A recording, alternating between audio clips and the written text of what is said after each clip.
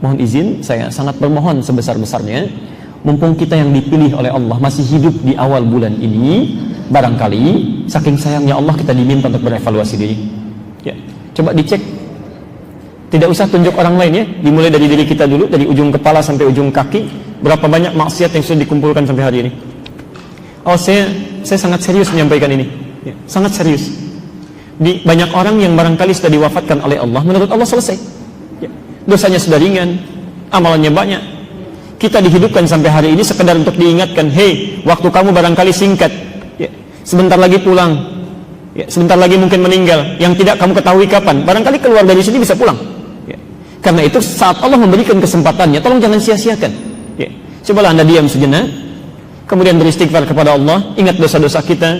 Maaf, berapa kali mata ini salah pandang, berapa kali lisan salah bertutur, barangkali Anda yang jadi suami, berapa kali telah marah pada yang tidak pada tempatnya, keliru berucap, ya. Ibu yang jadi istri, berapa kali wajahnya tidak menyenangkan, ya, pikiran yang buruk terhadap suaminya, pada anaknya, pada tetangganya. Yuk, sebelum diwafatkan coba ingat-ingat dulu itu. Ya, belajar untuk menangis ya, jangan terlalu banyak tertawa, belajar untuk menangis. Coba malam ini menangis, ya. Tak mampu besok, tak mampu lagi besok. Ya. Kalau tidak mampu lagi, coba tangisi diri kita yang belum bisa menangis. Ya. Itu insya Allah ada kebaikan-kebaikan bisa didapatkan. Ya. Mudah-mudahan Allah jadikan kita termasuk orang-orang baik yang punya kesempatan untuk memperbaiki diri. Ya. Saya pekan lalu sempat di Tanah Kusir. Alhamdulillah Allah berikan macet itu pas dekat pemakaman itu. Ya, alhamdulillah sekitar 15 menit. Saya lihat ke kiri begini. Ya, begitu lihat ke kiri, saya berpikir, Allahu Akbar, apa yang telah saya lakukan? Ya. Mengapa manusia banyak mengumpulkan tanah yang luas, tempat yang luar biasa, bangunan yang tinggi? Ternyata ketika pulang, ya dicari-cari 200 meter, yang ada 2 meter pun tidak. Ya, 2 meter pun tidak. Ya. Cari tempat-tempat yang tinggi, rumah yang mewah, begitu pulang begitu sederhananya. Dan hebatnya, manusia yang saat punya sesuatu dalam hidupnya tidak mau berbagi, saat meninggal dipaksa oleh Allah untuk berbagi.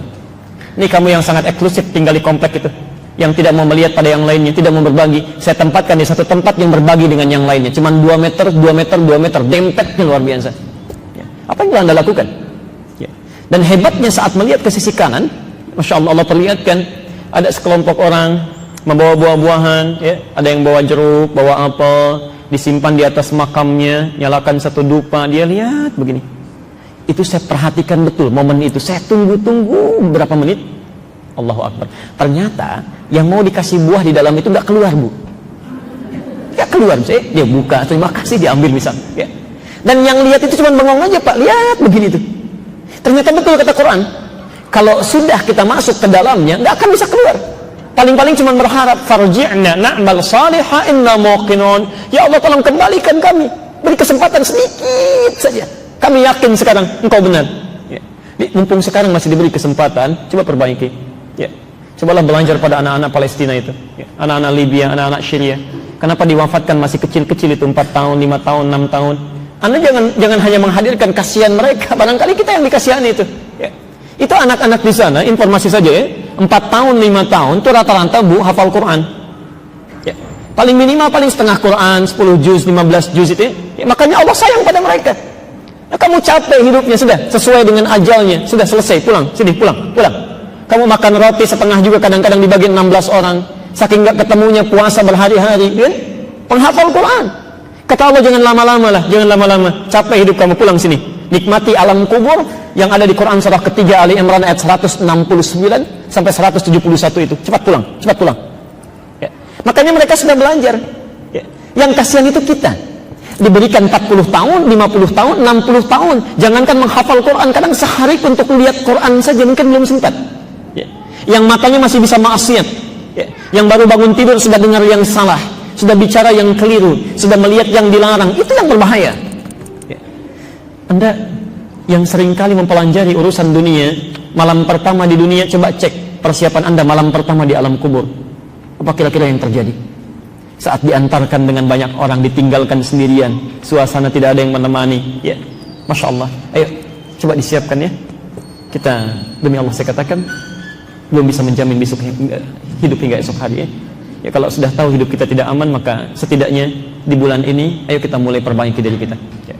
Dan cara terbaik Sumber untuk memperbaiki diri adalah memperbaiki keadaan hati kita, karena semua perilaku buruk itu bersumber dari hatinya. Ya. Kata Nabi SAW, inna fil jasadi mudghah, idza salahat salahal jasadu kulluh, wa idza fasadat fasadal jasadu kulluh, ala wahyal qalbu. Ya. Sungguh di dalam tubuh setiap manusia itu ada segumpal daging, sekunyahan saja, ya. Tapi sangat menentukan keadaan perilakunya, sifat dan sikapnya.